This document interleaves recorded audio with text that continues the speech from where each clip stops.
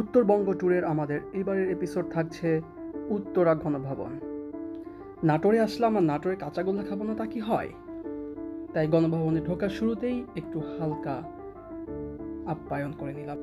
বলে রাখা ভালো, প্রতিদিন সকাল 9টা থেকে বিকাল 5টা পর্যন্ত মাত্র 20 টাকা মূল্যের টিকিট ক্রয় করে গণভবনের আঙিনায় প্রবেশ করা যায়। নাটোর শহর থেকে 3 কিলোমিটার উত্তরে এক মনোরম পরিবেশে ইতিহাস খ্যাত দীঘা পতিয়া রাজাবাড়ি তথা উত্তরা গণভবন অবস্থিত। নাটোরের রানী ভবানী তার নায়েব দয়ারামের উপরে সন্তুষ্ট হয়ে তাকে দীঘাপতিয়া পরগনা উপহার দেন।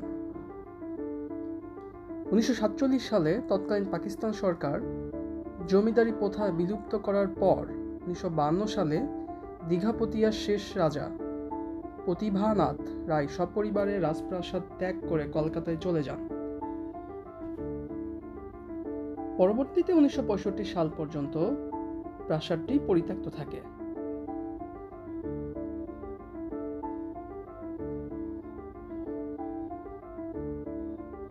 উনিশশো সালে তৎকালীন পূর্ব পাকিস্তান সরকারের নিয়ন্ত্রণে আসে এবং সরকারি ভবন হিসাবে এটি সংস্কার করা হয়।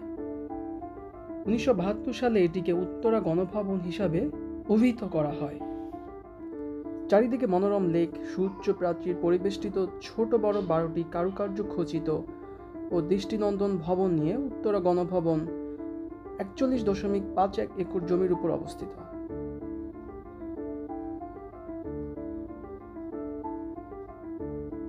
অভ্যন্তরে রয়েছে ইতালি থেকে সংগৃহীত মনোরম ভাস্কর্যে সজ্জিত বাগান, যেখানে রয়েছে বিরল প্রজাতির নানা উদ্ভিদ।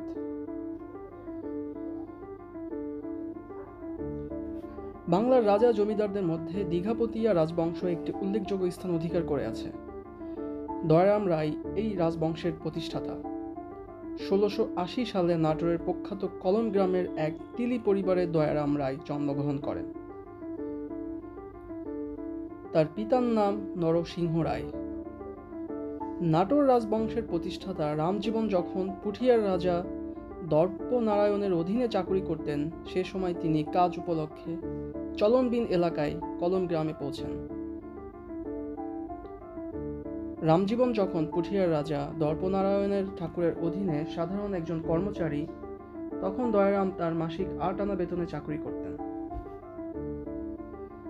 পরে সামান্য লেখাপড়া করে জমা খরচ রাখার মতো যোগ্যতা অর্জন করেন এবং রামজীবন তাকে মাসিক 8 আনার পরিবর্তে 5 টাকা বেতনের মোহরি নিযুক্ত করেন। পরবর্তীতে পুঠিয়ার রাজা দর্পনারায়ণের স্নেহ ভালোবাসা ও সহানুভূতি, নবাব সরকারের ভ্রাতা রঘুনন্দের প্রভাব প্রতিপত্তি এবং বাংলার নবাব দেওয়ান মুর্শিদ কুলি খানের নেক নজরে সবকিছু মিলে যখন রামজীবন জমিদারি লাভ করেন, তখন তারও ভাগ্য খুলতে থাকে। তিনি প্রথমে রাজা রামজীবনের একজন সাধারণ কর্মচারী থাকলেও প্রতিভা, দক্ষতা আর বিশ্বস্ততা দিয়ে নাটোর রাজবংশের দেওয়ান পর্যন্ত হয়েছিলেন। রাজা রামজীবন তাকে অত্যন্ত বিশ্বাস করতেন এবং প্রচুর অর্থ সম্পদের তার কাছে গচ্ছিত রাখতেন। রাজা সীতারাম রায়ের পতনের পর দয়ারাম রায় নাটোর রাজ্যের একজন পরাক্রমশালী ব্যক্তিত্বে পরিণত হন।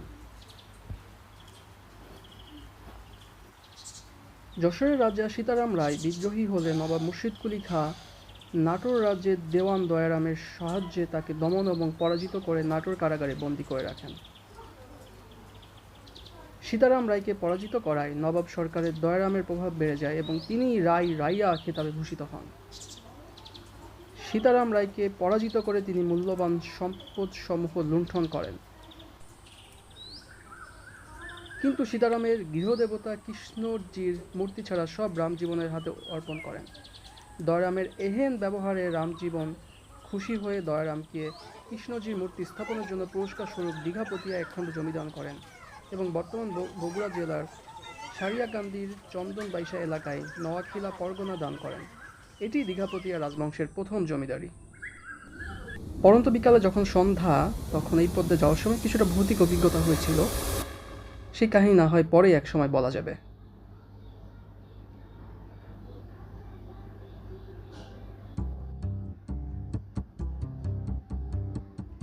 সারাদিন ঘুরে ঘুরে সবাই বেশ ক্ষুধার্ত ছিলাম, তাই গাড়ি থামিয়ে স্ট্রিট ফুডের এখানে থামলাম এবং গরম গরম চপ ভাজা দিয়ে সন্ধ্যাকালীন খাবারটা খেয়ে নিলাম।